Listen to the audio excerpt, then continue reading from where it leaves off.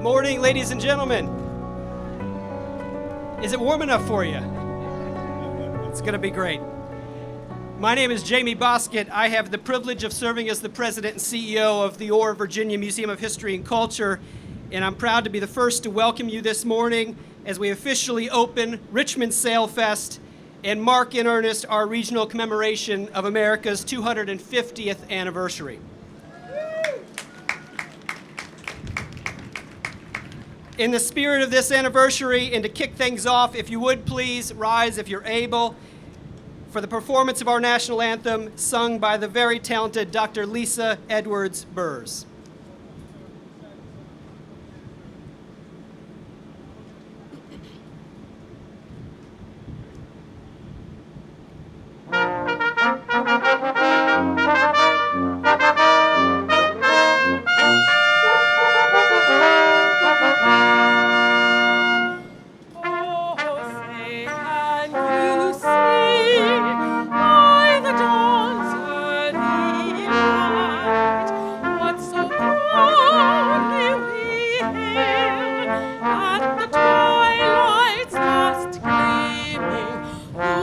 Stripes and bright stars through the perilous fight. O'er the ramparts we watched, where so gallantly streaming, on the rockets' red glare, the bombs bursting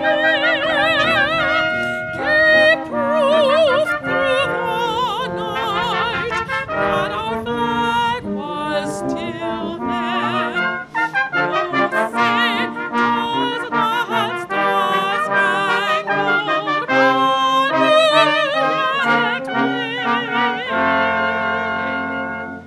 o'er the land of the free and the home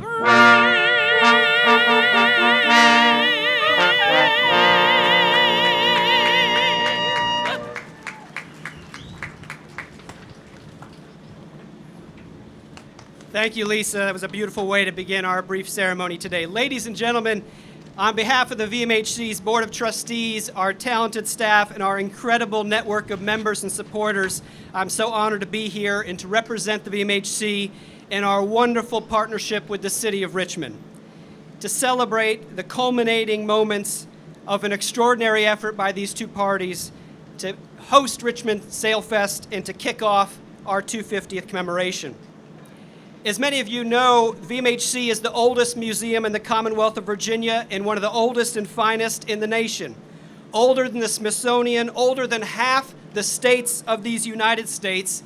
We were founded on the 50th anniversary of America's founding. So for nearly 2 centuries, we have worked with great purpose to save and share the compelling, complicated, consequential history of this place. These 2 centuries of work have positioned us well to lead the way in this milestone moment for our country, for our Commonwealth, and for our own community. VMHC, I'm proud to note, is in the midst of one of the largest commemorative programs in the United States, and fitting so that Virginia lead the way in this moment. We are producing programming that's more about an American journey than just a point in time. It is more about world-changing ideas than just a war.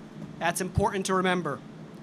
In fact, this very day, 250 years ago, on June 12, 1776, Virginia adopted its Virginia Declaration of Rights.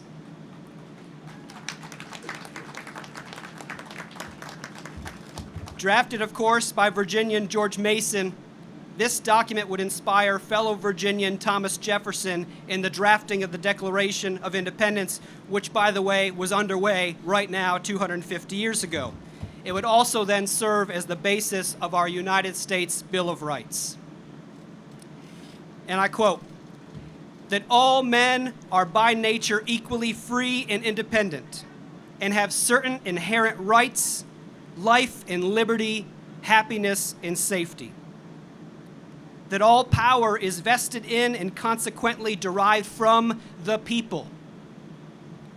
These are world-changing ideas adopted this day 250 years ago and born here, ideas that far too often we have failed to fulfill, ideas that we have seen contested and challenged right here in Richmond, yet these ideas have also propelled our nation, this great American experiment, to new heights and have inspired immense progress as a people. And just the same for many nations around the world. Let us always, in moments like this, let us always be inspired by that progress. Let us always remember the core ideas we were founded on and recommit ourselves every day to fulfilling them better for every generation to come.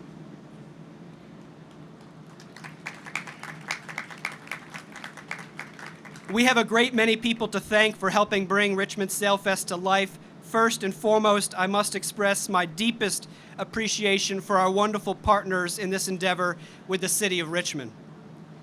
When Chris Frelke, Director of Parks, Recreation, and Community Facilities, approached me and the VMHC almost 2 years ago, we immediately understood this to be an opportunity for the city, an opportunity for us at the museum to serve collectively the people of our community. We are so proud of the collaboration that has taken place over these past several months. This has been an exceptional public-private partnership, and I know it's going to be a great success for all our neighbors. I want to express my deep appreciation and respect for the VMHC staff who've worked tirelessly in preparing for today. You'll see them in their bright blue shirts. They have been working nonstop. It is also my pleasure to acknowledge with lasting gratitude the generous community of support that's helped make this weekend possible. VMHC is proud to recognize Virginia Harrison Spratley, Mary Spratley Doss, and Martha Spratley Pellington for their presenting sponsorship. Also, our friends Susie Bogies, Aggie and Richard Cullen, the Estes Family Foundation, and the Community Foundation for a Greater Richmond. We have a lot to look forward to in these next few days. We're thrilled. And to keep us moving, it is now my great honor to introduce another of our great community public servants, the President of our Richmond City Council, the Honorable Cynthia Newbill.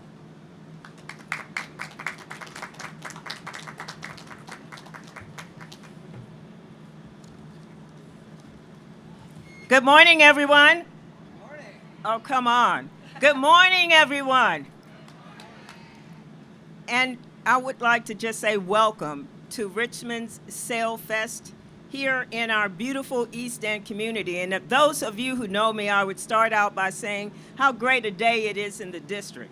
But not only is it a great day in our district, it's a great day in our city, it's a great day in our Commonwealth, and it's a great day in our country as we begin this celebration. Standing here in the 7th District, we are surrounded by a community that represents resilience, heritage, and connection.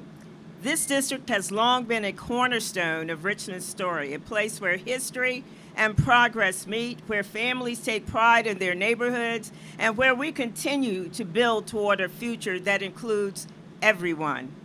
Today's festival is a celebration of what it means to be a river city. The James River is one of our greatest treasures. Did you hear that? The James River is one of our greatest treasures. And events like this remind us why it brings energy, activity, and opportunity to our city and creates moments like this one, moments where people from every part of Richmond, every part of the Commonwealth, and I suspect folks from throughout the country, can come together and share in something this special. As we certainly welcome these remarkable tall ships, you've seen them, right? See them back over here? Yes? Okay. As we welcome these remarkable tall ships, we also welcome a chance to reflect on our shared journey. SailFest gives us an opportunity to do just that, reflect, to gather, to learn, to explore, and to appreciate the richness of our city's past and the promise of its future. It's a reminder that our story is not something to shy away from, but something to honor, to learn from, and to build upon as a stronger, more united Richmond, a stronger, more united Commonwealth, and a stronger, more united country. We are fortunate to have leadership that understands this balance. And it is my honor and pleasure to bring forward and to welcome the mayor of our fair city, Dr. Danny Avula.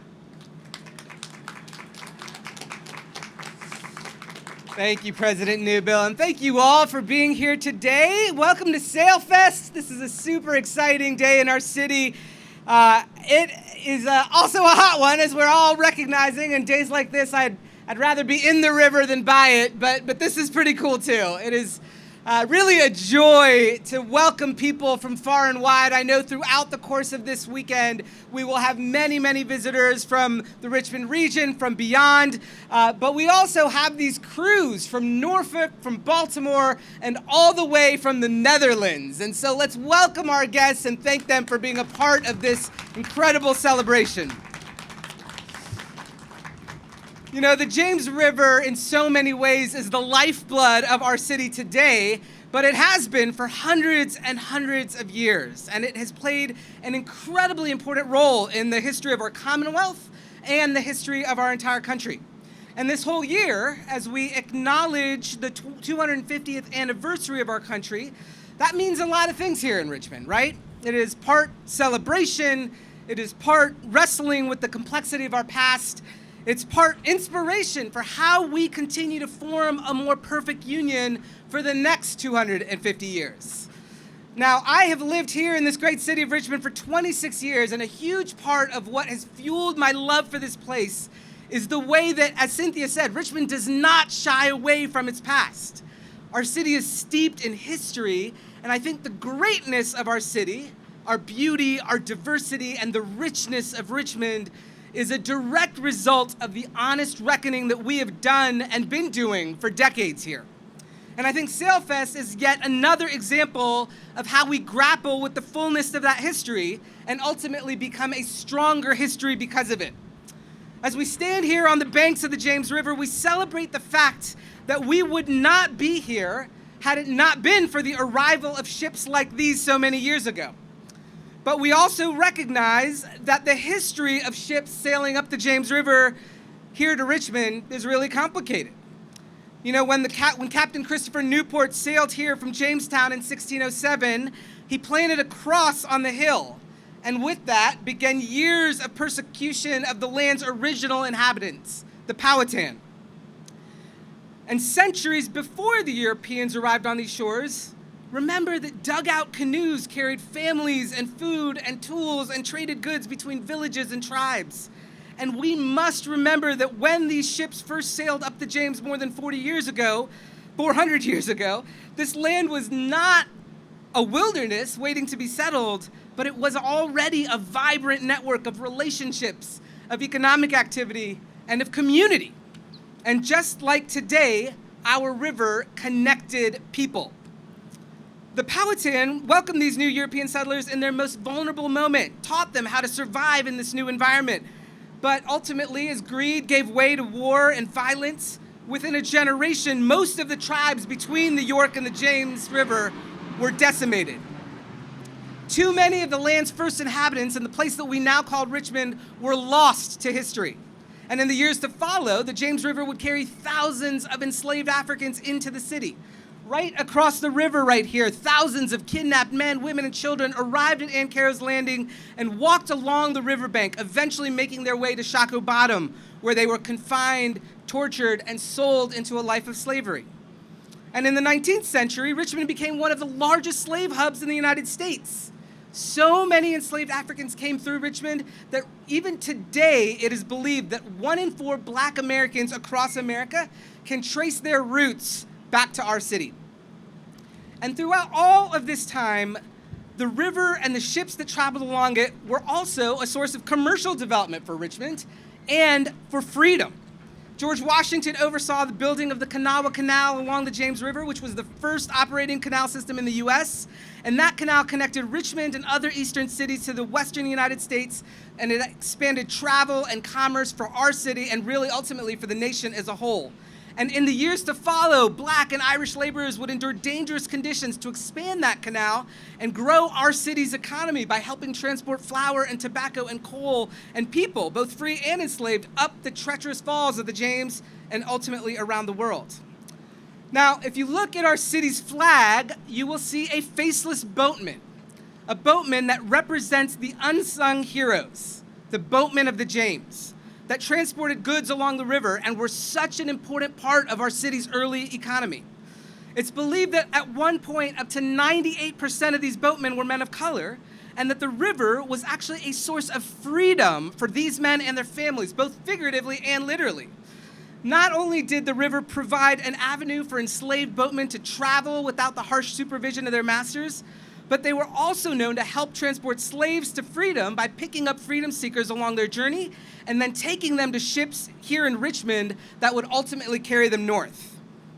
I think these Black boatmen were the epitome of our country's founding ideals of liberty and justice for all. For with great bravery and wisdom, they turned the same river that brought their ancestors into a life of slavery into a pathway to freedom. And I'm so proud that they are represented at the center of Richmond's flag, which is a representation of their legacy, but also of our aspiration to live up to it as a city. Now, while the tall ships that we see today aren't the same vessels that ushered in the difficult parts of Richmond's complex past, they do allow us to reflect on that past and to celebrate the progress that we've made, but also to acknowledge the work that we have yet to do. And we have been working to live up to that promise of freedom and equality for 250 years, but we are still working on it because the work to create a truly democratic nation rooted in equality remains unfinished. So I welcome you all again to SailFest because this is an incredible once-in-a-generation opportunity to tour these beautiful ships, to learn from live performances and reenactments and exhibits that will allow us to engage with and reflect on our complex history over the last 250 years. This event has come together with the work of many, many hands, and I just want to say thank you to Sail Virginia, to the crews of these fantastic ships, the Oosterschelde, the Pride of Baltimore, and the Virginia. I want to say a special thank you to Jamie and your team at the Virginia Museum of History and Culture. We are so grateful for the work that you all do for our city and for the entire state in telling the fullness of Virginia's story. I want to offer a massive thank you to the United States Army. It took so much coordination and effort to get these floating docks out here so that these ships could dock here. So I want to thank the Army certainly for their involvement in this event, but more importantly, to your sacrifice and service to our great nation. And lastly, I want to thank my colleagues here in the city of Richmond, who along with Sail Virginia and the History Museum put so many hours of planning and physical labor and set up the infrastructure that's needed to bring the tall ships here and to make this event a success. I cannot wait for thousands and thousands of Richmonders to get to experience this over the next few days, and then to see how that work will seed the future of Richmond to make us a stronger and more resilient and more beautiful city over the next 250 years. Thanks so much, everybody.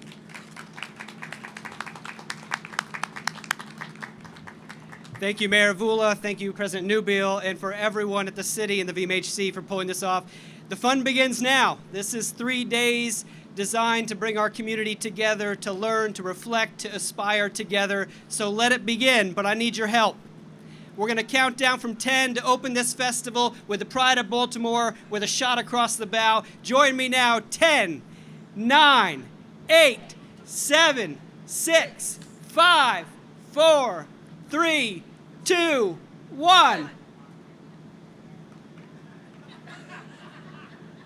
Baby. There we are. So we are. Thank you all. Have a wonderful weekend. We really appreciate you being here. Have a great day.